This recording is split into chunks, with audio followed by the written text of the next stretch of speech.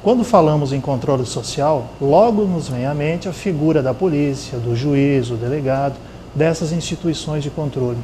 Isso não é por acaso, somos educados para pensar assim.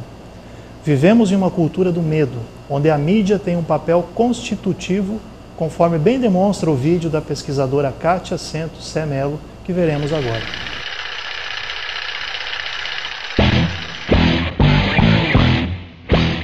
Em relação ao tópico que relaciona mídia e violência, nosso objetivo principal é discutir de que maneira a violência pode, se não propiciar a violência em si ou atitudes que são consideradas violentas, né, mas como simbolicamente a mídia pode estar divulgando determinados estereótipos, né, e determinados valores a respeito de grupos sociais ou de localidades, ou de questões, né, através das quais elas estão abordando.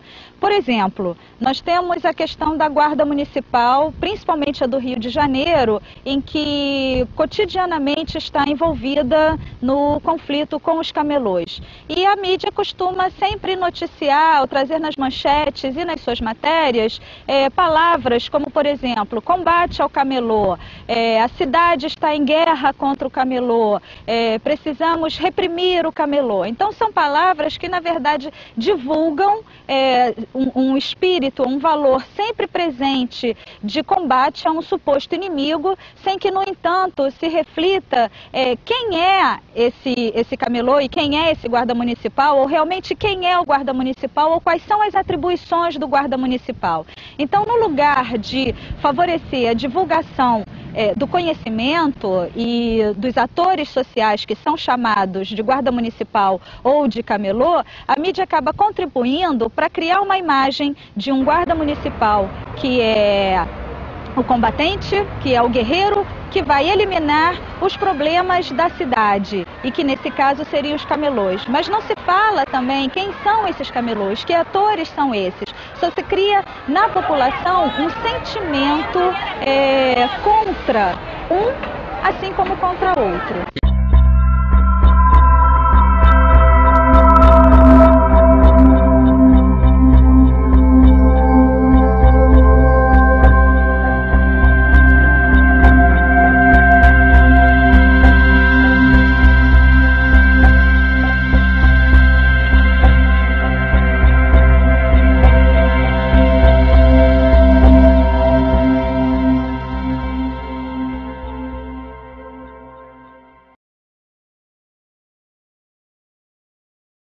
Essa cultura do medo, que nos é vendida diariamente, faz com que cobremos respostas do Estado. Respostas estas que invariavelmente vêm em forma de repressão penal. Esquecemos que antes do direito penal ser aplicado, outros setores deveriam exercer esse controle, como a família, a escola, a religião. Somente quando essas instituições falharem é que o Estado deveria entrar em cena através dos vários ramos de repressão, sendo o direito penal o último a ser aplicado. Antes caberia ao direito civil, ao direito administrativo, ao direito tributário, ao direito trabalhista esboçar uma reação. Portanto, o direito penal é a última ratio, ou a última razão de ser, o último ramo repressivo estatal a ser usado. E o que vemos atualmente, senão o direito penal sendo a primeira resposta do Estado? Não se pode transformar um Estado democrático em um Estado penal, onde tenta-se resolver tudo pelo direito penal. O reflexo disso é o aumento de condenações, prisões lotadas e a violência aumentando, o que nos dá a sensação de impunidade, conforme analisa o jurista Saulo de Carvalho no vídeo a seguir. Pessoal, nós temos uma situação complexa no Brasil, né? Mais de 500 mil presos, 44% desta população é presa provisoriamente e também uma grande sensação de impunidade e pedido de mais prisões. Exato, Rogério, eu acho que esse é um grande paradoxo que nós vivemos atualmente, né? Porque a gente costuma ouvir, e isso está no meio da população, esse discurso, que é um discurso da impunidade, que ninguém vai preso, que o nosso sistema não funciona, que as instituições não funcionam, mas ao mesmo tempo, nos últimos 10 anos, nós temos visto um crescimento absurdo do sistema carcerário. Para teres uma ideia, esse número de 500 mil presos atual né? Provavelmente hoje já superamos esses 500 Supera dia a dia, mil. né? Exato. Em 1994, a população carcerária do Brasil era 89 mil presos. Né? Nós tivemos um salto de 89 mil presos para 500 mil presos nesse intervalo de 15 anos. Ou seja, isso primeiro diz alguma coisa, né? Nós temos que saber interpretar esses dados.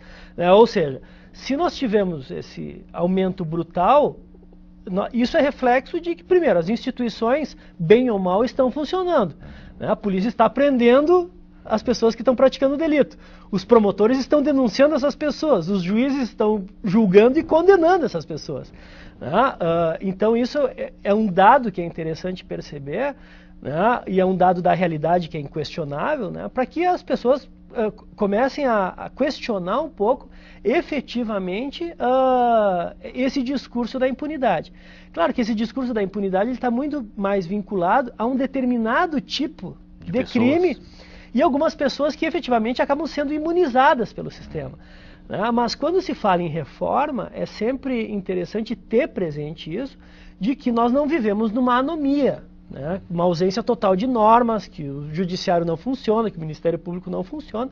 Não, as nossas instituições elas têm funcionado e, inclusive, o nosso sistema não está comportando, né, o resultado, né, que as instituições estão tendo, que é efetivamente dessa hiperpopulação carcerária que nós vivemos. E se todos os mandatos fossem cumpridos, né, professor, aí precisaria o quê? Triplicar a capacidade? Daí seria simplesmente o caos. Nós já não temos espaço para todos, nós temos déficits, né, que beiram em torno dos 40%, né, de vagas prisionais, e nós temos também um número de mandados de prisão a cumprir muito grande, que é praticamente metade do número de presos que nós temos hoje. Então, se nós efetivamente pensássemos num discurso de eficiência total em relação a isso, o nosso sistema não comportaria. E daí um outro dado, Rogério, que é interessante ver também, que eu acho interessante perceber, que eu acho que agrega um pouco nesse discurso da impunidade, é que junto com esses 500 mil presos no Brasil, nós temos hoje quase 600 mil pessoas cumprindo penas alternativas. Penas ou medidas alternativas. Né? E a lei das medidas alternativas, né, que trata dos juizados especiais criminais, que trata de transação penal, composição civil e suspensão condicional do processo, é de 1995. E a lei das penas alternativas, o sujeito que é condenado à prisão e tem a pena substituída, por exemplo, por prestação de serviço à comunidade, a lei é de 98. Então, se a gente fizesse um rápido exercício, né, de reflexão sobre isso, nós tínhamos em 94 89 mil presos e 100 pena alternativa no Brasil. De 94 até 2011, nós subimos de 90 mil presos para 500 mil presos e mais 500 mil pessoas, no mínimo, né, beirando aos 600 mil, de penas alternativas e medidas alternativas sendo cumpridas. Ou seja, nós ultrapassamos 1 milhão de pessoas sob o controle da justiça penal no Brasil. Né? E assim, até para o ouvinte, né, conferir esses dados, sim, né, porque claro, é só entrar no site do Ministério da Justiça, né, mj.gov.br, se não me engano, né, no departamento penitenciário, no DEPEN, esses dados estão ali para serem interpretados. São dados públicos, né, que estão à disposição e que refletem isso. Então, isso diz muito da falsidade, um pouco que é, né, e até, eu diria, de uma certa manipulação do discurso em relação à questão da impunidade, que só gera respostas penais de enrijecimento dos sistemas e que efetivamente a gente não consegue trabalhar com algumas perspectivas de aumentar penas alternativas, de estabelecer alguns critérios mais rígidos para processamento, de tirar certas imunidades de determinadas classes, né, sobretudo de colarinho branco, agentes políticos, né, para que essas pessoas também se submetam, mas ao mesmo tempo diminuir a incidência do sistema penal em crimes de menor lesividade. Enfim, é um cenário, né, que esse discurso da impunidade não auxilia muito. Professor Saulo, por que é tão alto esse índice? 44% das prisões são prisões provisórias. Esse é um dado bastante assustador. Né? Claro que assim, dos estudos de direito comparado, dá para perceber, nos países da América Latina, a média de presos provisórios é em torno de 30%. No Rio Grande do Sul é em torno de 30% também. No Brasil nós temos estados, né, sobretudo alguns estados do Nordeste, que são patológicos, que 60% da população prisional são de pessoas que não foram condenadas ainda. Né? Esse é um número muito alto. Tem delegacias abarrotadas de presos.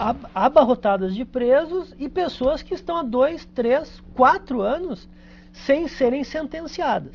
Né? Então, esse é um dos problemas assim, que efetivamente devem ser enfrentados urgentemente. Né? E daí, tu mencionaste no início, né, as tentativas de reforma do Código de Processo Penal, né, para criar alternativas, como a gente teve as alternativas à pena de prisão, com a lei das penas alternativas, um dos grandes temas que o novo projeto de Código de Processo Penal traz são alternativas à prisão processual, a essa prisão antes da sentença penal transitada em julgado.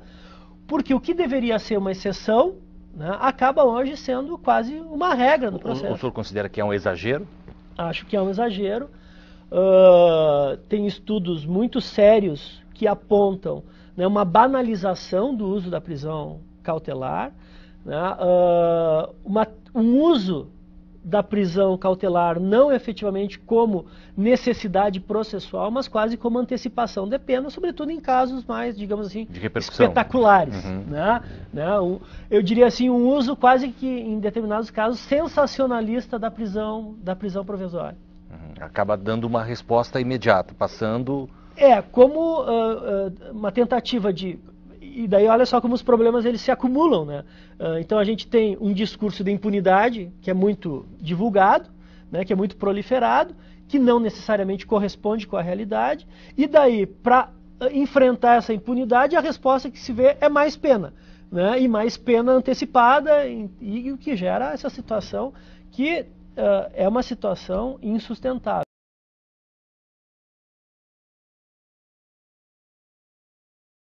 Como pode ser visto, houve um aumento muito grande no encarceramento nos últimos anos.